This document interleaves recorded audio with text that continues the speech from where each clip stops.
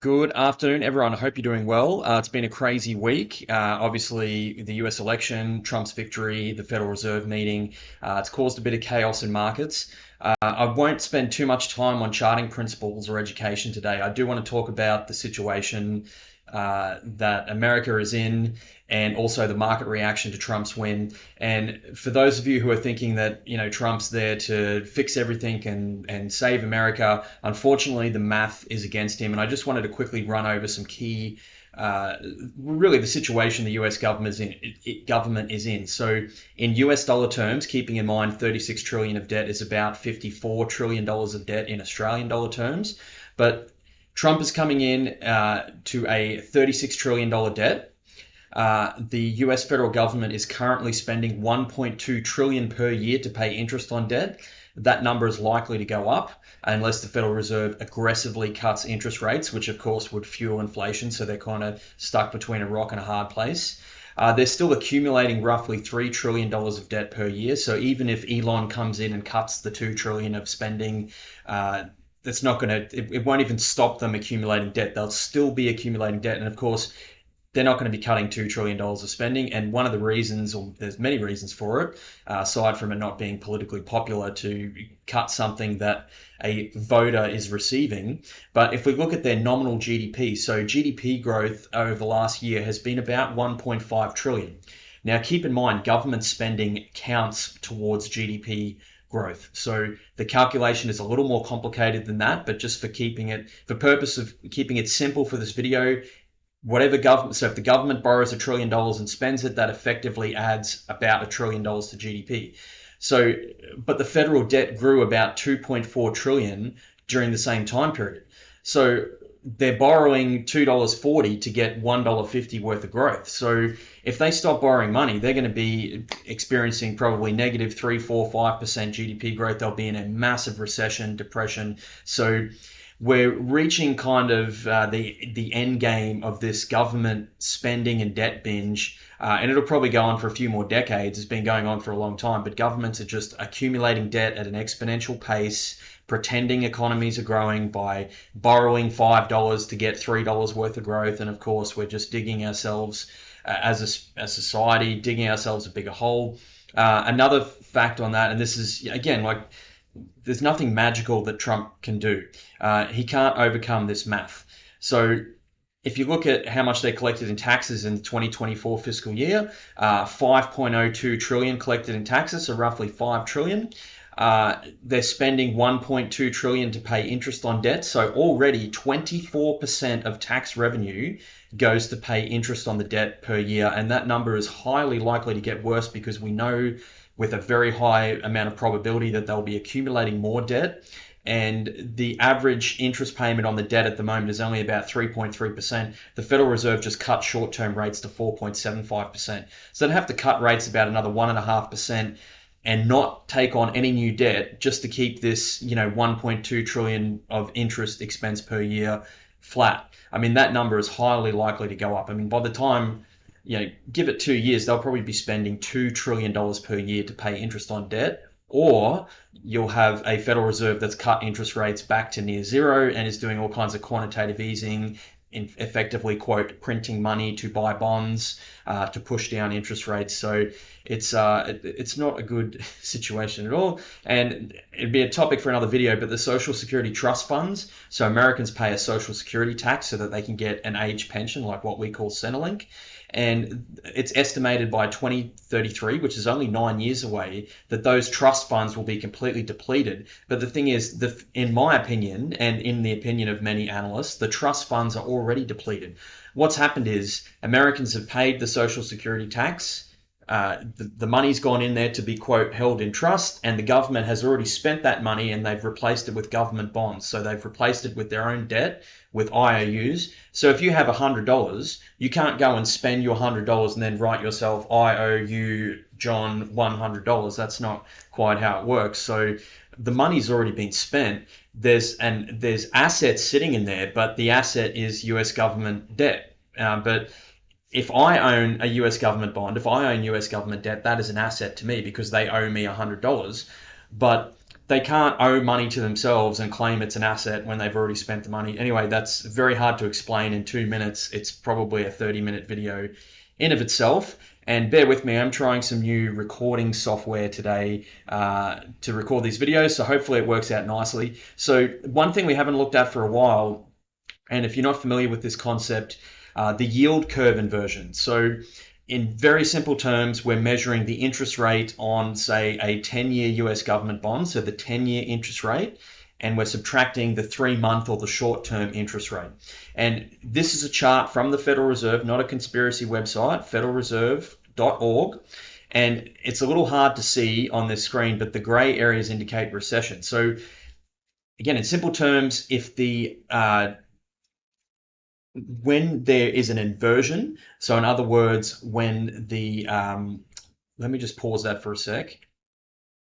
Sorry about that. So when long-term interest rates, so when the 10-year interest rate falls below, so say if the 10-year interest rate is 4.5% and the short-term rate, the 3-month rate, or the rate that the central bank is setting is lower than that, say it's 4.2%, you get what's called a yield curve inversion, where long-term interest rates are lower than long-term 10-year, 20-year, 30-year interest rates are lower than short-term interest rates set by the central bank or what you get in cash at bank, etc.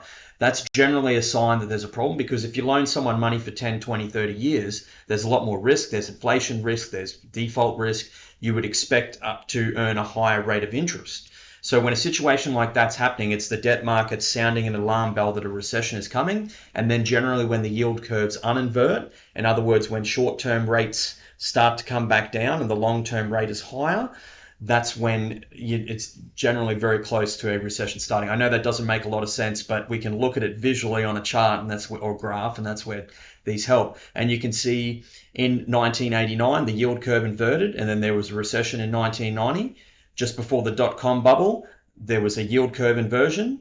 And then a few months later, the dot-com bubble burst, recession started. Look at that in 2006, 2007, just before the 2008 global financial crisis, there was a yield curve inversion. And of course, we know what happened there.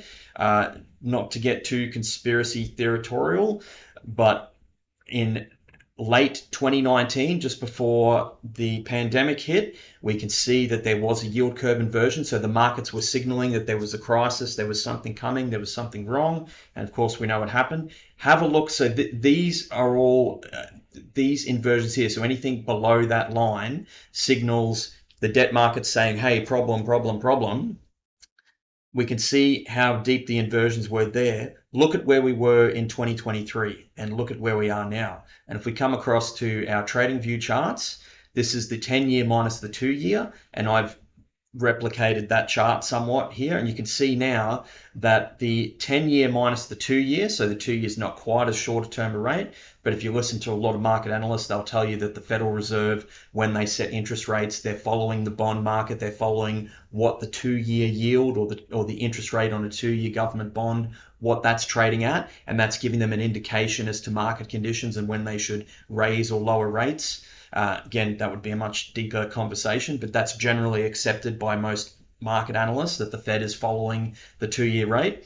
And we're now seeing the yield curve uninvert. So this means the debt market's saying, hey, there's a problem coming, and now we're very close to feeling the consequences of that problem. And that's likely to be a recession, some stagflation, that sort of thing. So, and if we look at the Fed's preferred measure, and let me zoom in on this chart. The Federal Reserve prefers the 10-year interest rate minus the 3-month interest rate, which is what's shown on this chart.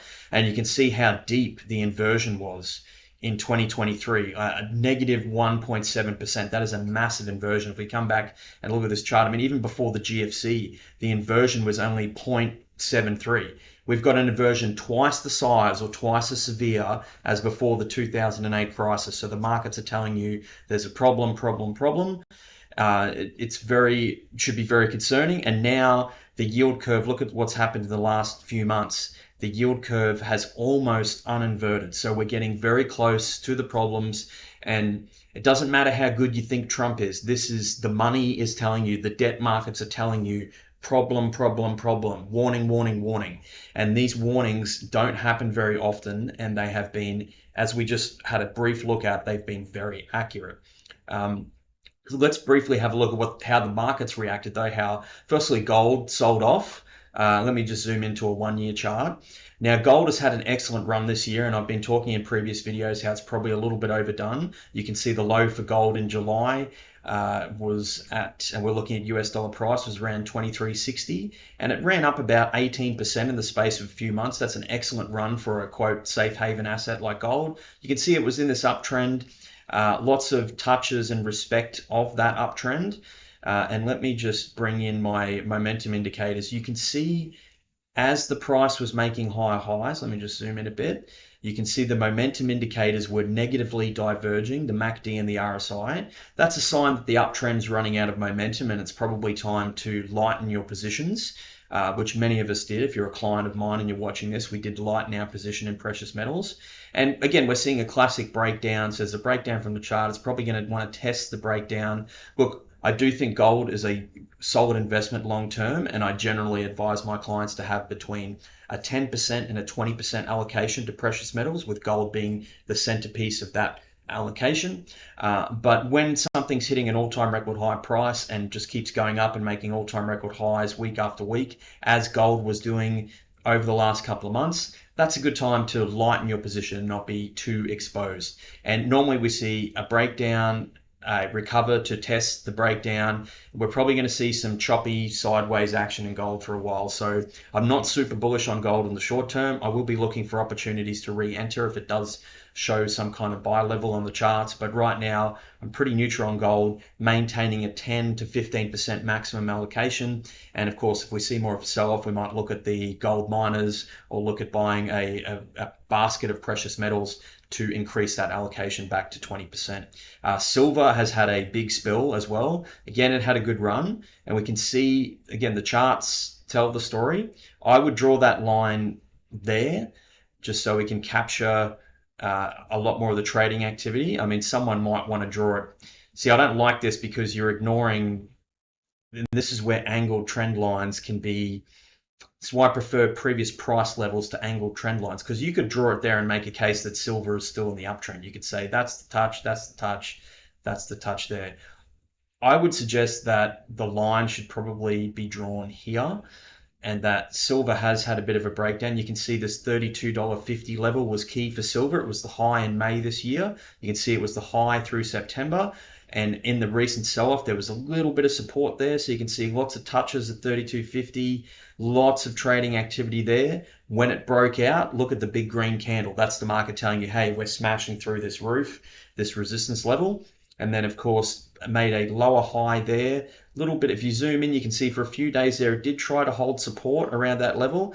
And I think, and this is why I'm drawing the angled trend line here as opposed to here, because of this key $32.50 level, which I think is more important than an angled trend line. I mean, what significance is this price level here? It's not, it's just kind of no man's land, 31.25. I think the 32.50 level is more significant. So I would suggest that silver has made a short-term breakdown here. It's probably testing the breakdown, and we're probably going to see a little bit more of that. Again, I do think long-term having a small allocation to silver is a good investment option for me and my clients. I'm not sure if it's appropriate for you if you're not a client, but something to keep in mind. We've got to look at the charts agnostically and say, hey, where do we think this is going? And that 32.50 level is key, and we're currently trading below that level. So a little bit of caution in silver in the short term. The reason for the weakness in precious metals was that the Trump win caused the US dollar to spike up higher. I've looked at, now I won't go back and show the buy signal that we saw on the US dollar back in August when my clients and I were having some allocation to the US dollar. Let's look at where it's at now. It obviously had a great run from the September low. You've got a flagpole and you've got this bullish flagging formation. Notice it's like a broadening falling wedge. We can zoom in and have a bit more of a look. And then look at that. It popped out the top. That was the day we got the Trump win. Big green candle popped out the top, and now it's bouncing along the roof. So this is it's not good. We don't want the US dollar to go up because generally a strengthening US dollar puts downward price pressure on most other investments. And we'll look at bonds and how bonds were impacted. We just looked at gold. Gold was impacted. Bonds certainly were impacted by that. But this looks like bullish breakout price action, and it's likely that we're going to see further US dollar strength, at least in the short term. The one saving thing, I guess, is making a higher high. The momentum indicators are starting to roll over, but the momentum indicators on their own are not, you shouldn't be buying and selling based purely on one signal. The price action is telling us that, oops, my apologies, my mouse just froze there. Price action is telling us that it's a breakout. Momentum indicators are telling us that the uptrend is losing momentum. So I would suggest that, there's a lot of activity up here around the 106 level, 106.50. I would say we're probably headed for a test of those key levels. Around there, you can see there's a lot of activity there, in June. We're probably going to grind higher and test that level, I would say. And at that point, the momentum indicators will probably be rolling over further, and hopefully that's an indication that we can look for some US dollar weakness and maybe adjust a few positions. US stocks love Trump. I mean, obviously Trump is going to, he wants to cut corporate taxes. He wants to deregulate. That's great for corporate America. That's great for business. In my previous video, suggested that the US market was looking quite expensive, and we can see that there was in this rising wedge pattern, which is a bearish pattern. You can see there was negative, and there still is negative divergence on the momentum indicators. Not so much on the RSI now, it's just going, although I would still say that that is not making higher highs. So you can see touch, touch, touch. Now, initially, there was a breakdown. And you can see it gap down on that candle, and you think, okay, well, this is a breakdown. You've got the negative divergence. And then, of course, Trump gets the win on the 6th of November, and the market gaps up, and now it makes a fresh high. So I still would suggest that the US market is very extended, and you might even be able to draw. I wonder if we can capture that. It's still kind of in that wedge pattern. You could say that was a false breakout, but the pattern still, it's come back inside the pattern. The pattern still remains. The US market is looking very expensive.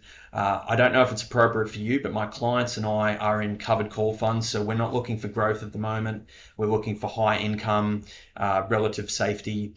The Nasdaq's going to be similar, but in the interest of time, the S&P is basically the Nasdaq now, because the mega tech companies, they make up most of such a significant chunk of the index that you'll see the same sort of trading pattern. The Nasdaq made a fresh high.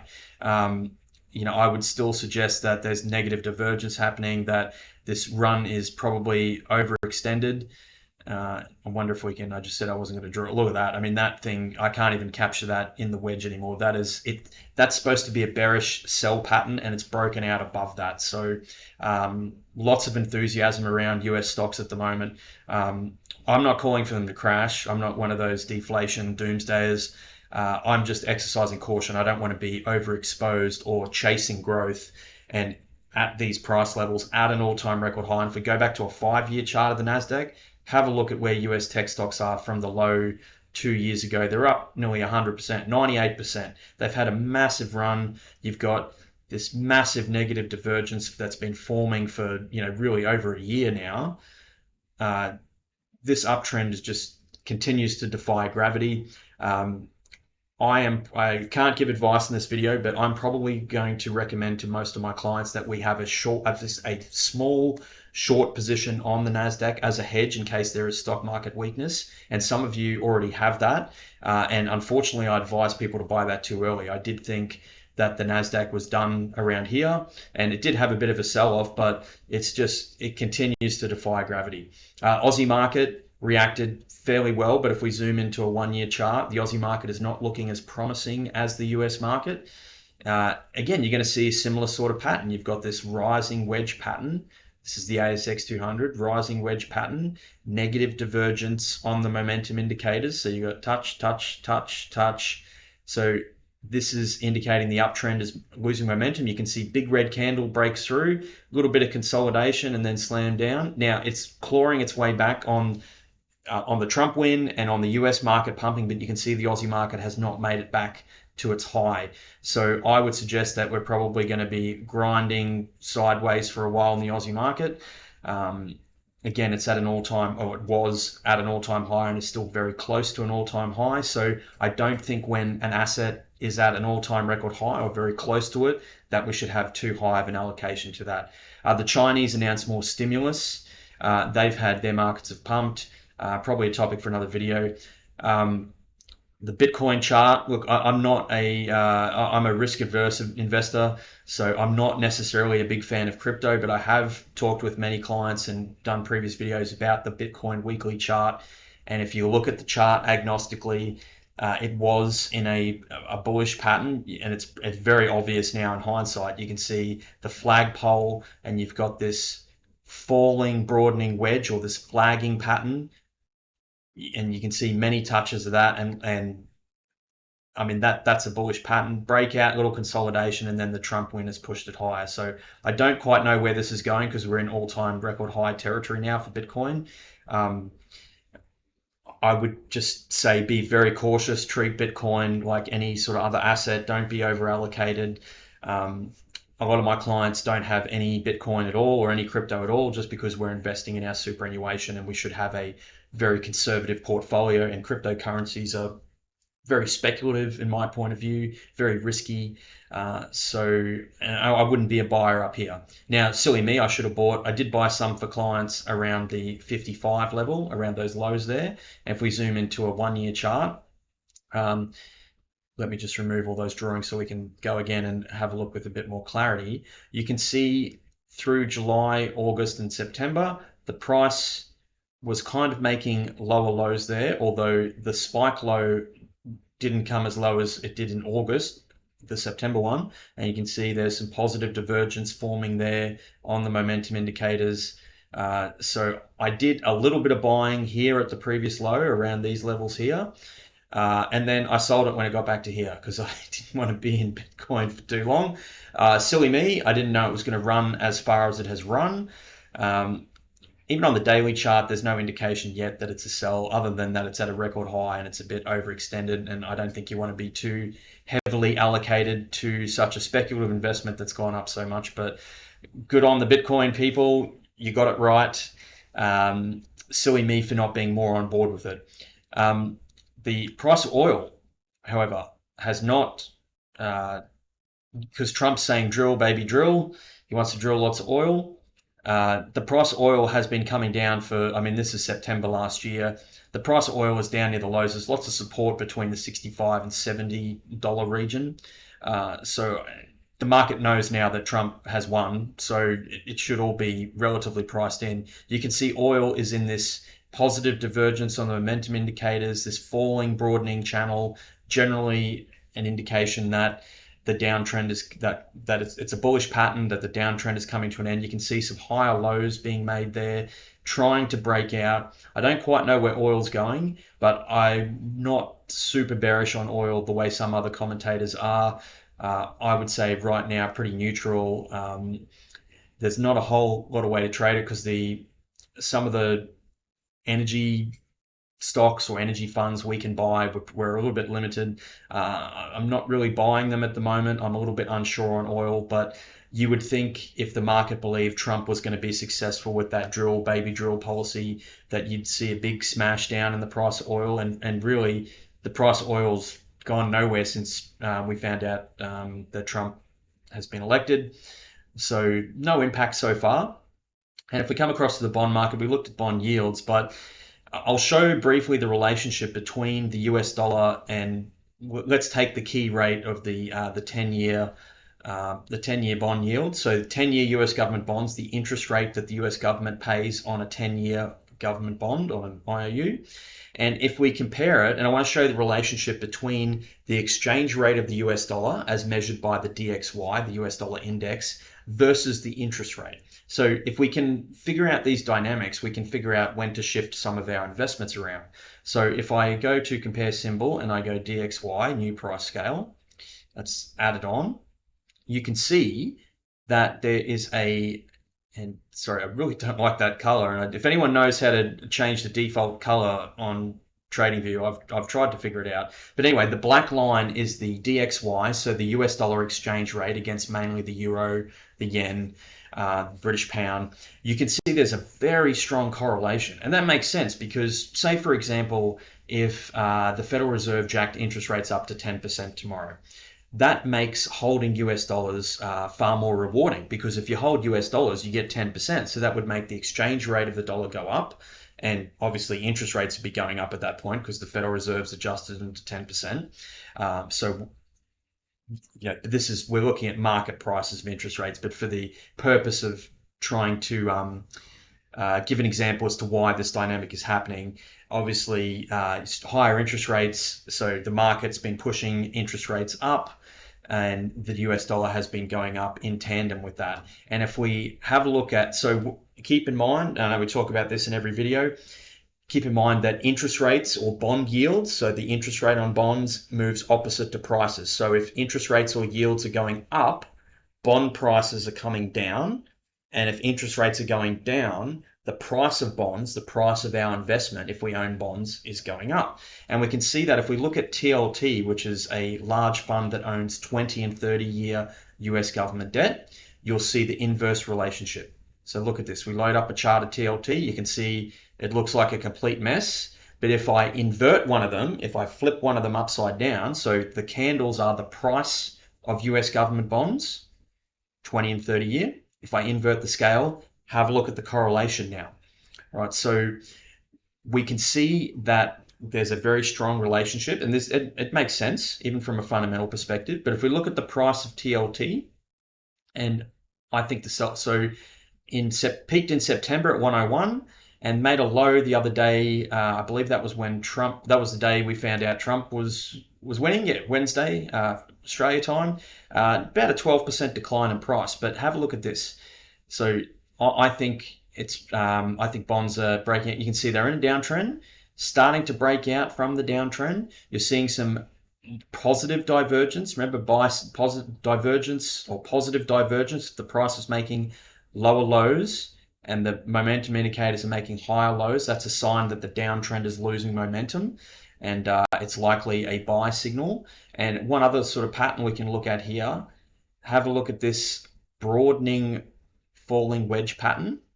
Right, that is typically a bullish pattern. That's the opposite of some of these rising wedge patterns that we've looked at. You could argue that TLT it's a little bit messy. I don't quite like that pattern.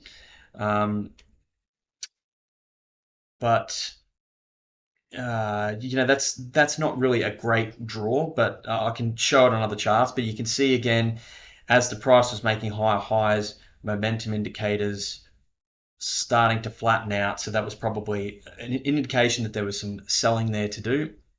And if we look at the 10-year yield on its own, keeping in mind if the yield or interest rates going up, bond prices are coming down. So we're trying to figure out, is it an appropriate time to be increasing our allocation to bonds?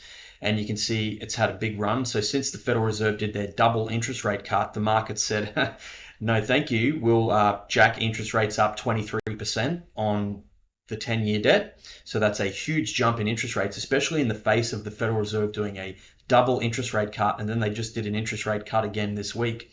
But have a look at the sort of the opposite pattern here. You've got this broadening rising wedge, or it's a little bit more of a channel. Depending on where you want to draw it, you can get a bit creative with some of these draws. But it's starting to broaden. And in fact, if I just take if I remove the candle wicks, as a lot of traders will do when they draw charts, I would say that's probably the more accurate draw. You see it's moving upwards and it's broadening or fanning out. That's generally a bearish pattern or a sell signal. And you can see the momentum indicators starting to roll over. And if we look at the opposite of that, you've got this sort of over here, you've got this falling channel, right? So price making lower lows. I actually wanted the highlighter there. Price making lower lows. Momentum indicators were starting to trend higher. They weren't making new lows, so I'm making higher lows, and that was a buy. Of course, we got the breakout. And if we look at some of these key price levels, you can see pretty key level there around the 4.5% or 4.45% mark. You've got a lot of activity there, touch there, resistance there, and it's hitting there today, a couple of days ago, in big red candle. You've got momentum indicators telling you that it's likely a sell, which means bonds are a buy, because if the interest rate is a sell, that means the bonds are a buy.